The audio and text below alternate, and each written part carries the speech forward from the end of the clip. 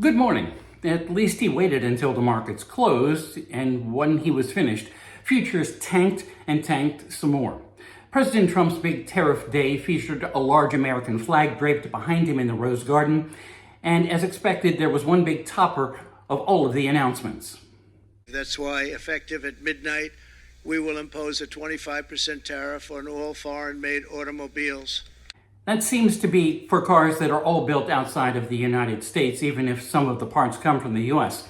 The major targets are automakers in Europe and Japan. The president believes that such high tariffs will force those companies, most of which already have some production in the U.S., to bring more or all of it here. The goal may be noble, but overall the president seems to be trying to get it all done at once and relatively instantly, too. By relatively, I mean somehow within a year, auto and auto parts plants are just going to be popping up like weeds.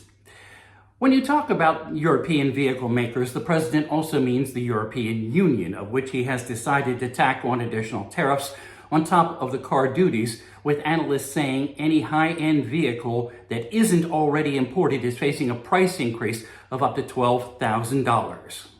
You know, you think of European Union, very friendly. They rip us off. It's so sad to see. It's so pathetic.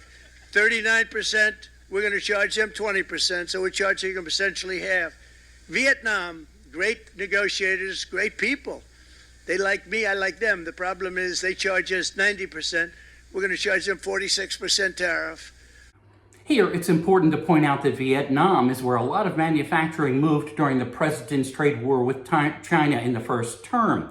And it's just as important President Biden did not end those tariffs. Now the level will stand at 34% on Chinese imports. Again, this is all for stuff that has not yet arrived.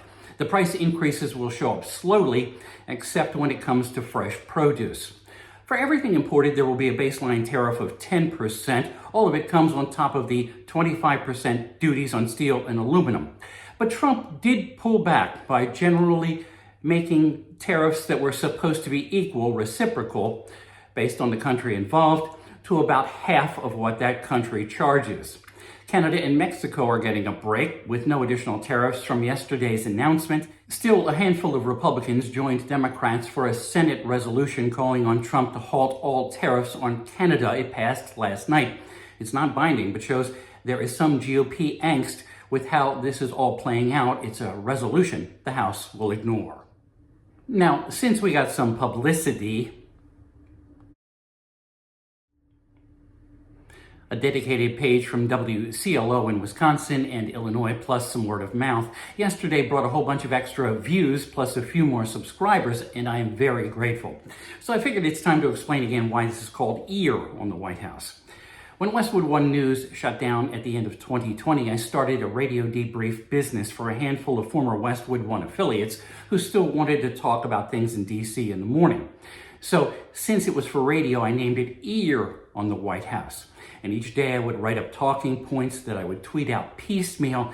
And unless you really followed my account closely, the overall message would get lost. So recently I dropped X Twitter in favor of the idea of reading the notes on camera. And I figured with a memorable name like Ear on the White House, I decided to keep it. So with Ear on the White House, I'm Bob Costantini.